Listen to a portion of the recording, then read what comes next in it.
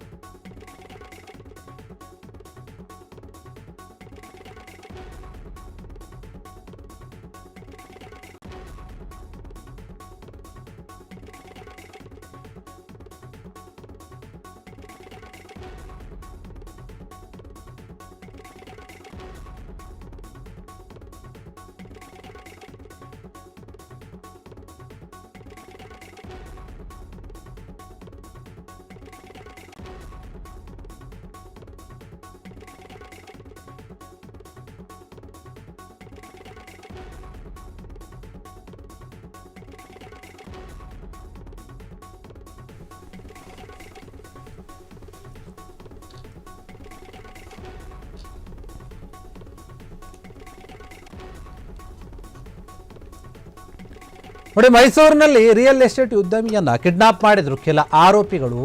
Kidnap ಮಾಡಿ ನಂತರ 30 ಲಕ್ಷನ ಕೊಡಿ ಅಂತ ಹೇಳಿ ಬೇಡಿಕೆಯನ್ನು ಇಟ್ಟಿದ್ರು. ಈ ಆರೋಪಿಗಳನ್ನು ಈಗ ಪೊಲೀಸರು ಬಂದಿದ್ದಾರೆ. ಹಣಕ್ಕಾಗಿ ರಿಯಲ್ ಎಸ್ಟೇಟ್ ಉದ್ಯಮಿಯನ್ನ ಕಿಡ್ನಾಪ್ ಮಾಡಿರ್ತಾರೆ. ಸಿನಿಮಾದ ಶೈಲಿಯಲ್ಲಿ, ಸಿನಿಮಾ ರೀತಿಯಲ್ಲಿ ಪ್ರಕರಣವನ್ನು ಭೇದಿಸಿದ್ದಾರೆ ಪೊಲೀಸರು. ಅವರನ್ನು ಹಿಡಿಯುವಲ್ಲಿ ಯಶಸ್ವಿ ಕೂಡ ಆಗಿದ್ದಾರೆ.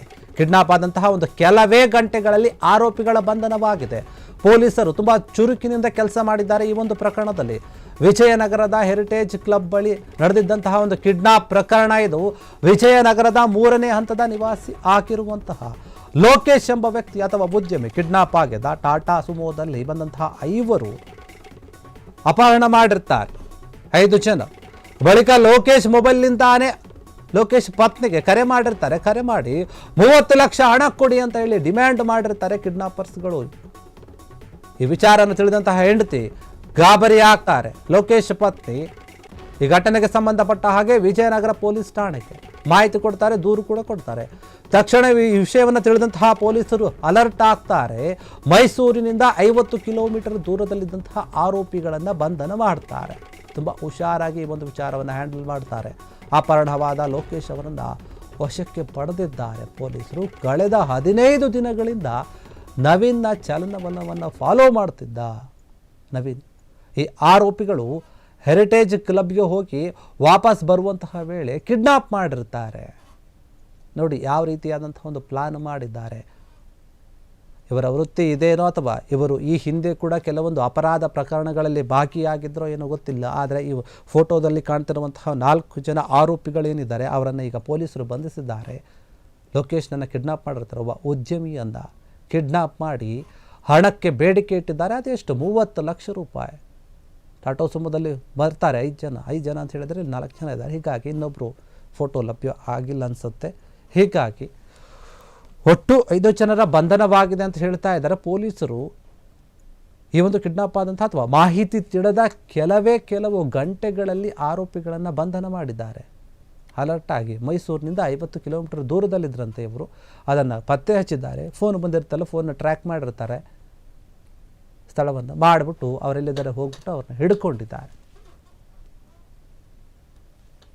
ಲೋಕೇಶ್ ಅನ್ನುವಂತಹ ಉದ್ಯಮಿಯಿಂದ ಇವರು ಕಿಡ್ನಾಪ್ ಮಾಡ್ತಾರೆ. ಕಿಡ್ನಾಪ್ ಮಾಡಿ 30 ಲಕ್ಷ ಕೊಡು ಅಂತ ಹೇಳಿ ಅವ್ರ ಮನೆಯವ್ರಿಗೆ ಅಥವಾ ಹೆಂಡತಿಗೆ ಫೋನ್ ಮಾಡಿಬಿಟ್ಟು, ಅದು ಲೋಕೇಶ್ ಫೋನ್ನಿಂದಾನೇ ಮಾಡ್ತಾರೆ. ಮಾಡಿಬಿಟ್ಟು ಫೋನ್ ಮಾಡಿಬಿಟ್ಟು ಹೇಳ್ತಾರೆ 30 ಲಕ್ಷ ಬೇಕು ಕೊಡಿ ಅಂತ, ಕಿಡ್ನಾಪ್ ಮಾಡಿದ್ದೀವಿ ಈ ರೀತಿಯಾಗಿ.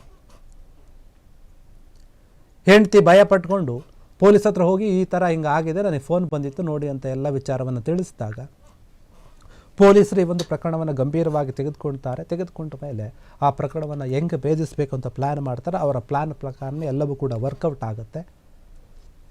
ಆ ಆರೋಪಿಗಳು ಕೂಡ ಸಿಗ್ತಾರೆ. ಈಗ ಪೊಲೀಸರ ವಶದಲ್ಲಿದ್ದಾರೆ. ಈಗ ಲೋಕೇಶ್ ಅವರನ್ನು ಕೂಡ ವಶಪಡಿಸಿಕೊಂಡಿದ್ದಾರೆ ಆ ಆರೋಪಿಗಳಿಂದ. ಅವ್ರ ಬಗ್ಗೆ ಕೂಡ ಎಲ್ಲ ರೀತಿಯಾದಂಥ ಮಾಹಿತಿಯನ್ನು ತೆಗೆದುಕೊಳ್ತಾರೆ. ಹೇಗೆ ಕಿಡ್ನಾಪ್ ಮಾಡಿದ್ರು, ಎಲ್ಲಿಗೆ ಕರ್ಕೊಂಡೋದ್ರು, ಅವರು ನಿಮ್ಮ ಹತ್ರ ಏನು ಮಾತನಾಡಿದರು, ಯಾವ ವಿಚಾರಕ್ಕಾಗಿ ಅವ್ರನ್ನ ಕಿಡ್ನಾಪ್ ಮಾಡಿದ್ರು, ಇದೆಲ್ಲ ವಿಚಾರಗಳು ಅವರ ಒಂದು ಕಡೆಯಿಂದ ಮಾಹಿತಿಯನ್ನು ತೆಗೆದುಕೊಳ್ತಾರೆ. ಅದಾದ ನಂತರ ಇವ್ರ ಮೇಲೆ ಏನು ಕ್ರಮ ಆಗಬೇಕು ಅದು ಕಾನೂನಿನ ರೀತಿಯಲ್ಲಿ ಕ್ರಮ ಆಗುತ್ತೆ. ವಿಜಯನಗರದ ಹೆರಿಟೇಜ್ ಕ್ಲಬ್ ಏನಿದೆ ಅಲ್ಲಿ ಆದಂತಹ ಒಂದು ಘಟನೆ ಇದು. ಘಟನೆಗೆ ಸಂಬಂಧಪಟ್ಟ ಹಾಗೆ ಪೊಲೀಸರು ತುಂಬ ಒಳ್ಳೆಯ ರೀತಿಯಲ್ಲಿ ಮತ್ತು ಬಹುಬೇಗ ಈ ಒಂದು ಪ್ರಕರಣವನ್ನು ಭೇದಿಸುವಲ್ಲಿ ಯಶಸ್ವಿಯಾಗಿದ್ದಾರೆ ಪೊಲೀಸರು. ಪದೇ ಪದೇ ಈ ರೀತಿಯಾಗಿ ಈ ಕೆಲವೊಂದು ವಿಚಾರಗಳು ಏನಾಗ್ತಾ ಇರುತ್ತೆ, ಈ ಒಂದು ಕಿಡ್ನಾಪ್ ಪ್ರಕರಣಗಳು ಅಥವಾ ಬೇರೆ ಬೇರೆ ಪ್ರಕರಣಗಳಿಗೆ ಸಂಬಂಧಪಟ್ಟ ಕೆಲವೊಂದು ಲೇಟ್ ಆಗ್ತಿರುತ್ತೆ. ಆದರೆ ಈ ಒಂದು ಪ್ರಕರಣದಲ್ಲಿ ಹಾಗಾಗಿಲ್ಲ, ಬಹುಬೇಗನೆ ಆರೋಪಿಗಳನ್ನು ಬಂಧಿಸಿದ್ದಾರೆ. ಕ್ಷಣ ಕ್ಷಣದ ಸುದ್ದಿಗಳಿಗಾಗಿ ಫ್ರೀಡಂ ಟಿವಿ ಸಬ್ಸ್ಕ್ರೈಬ್ ಮಾಡಿ, ಲೈಕ್ ಮಾಡಿ ಹಾಗೂ ಫಾಲೋ ಮಾಡಿ. ಹೊಸ ಸುದ್ದಿಗಳ ನೋಟಿಫಿಕೇಶನ್ಗಾಗಿ ಬೆಲ್ ಐಕಾನ್ ಮೇಲೆ ಕ್ಲಿಕ್ ಮಾಡಿ.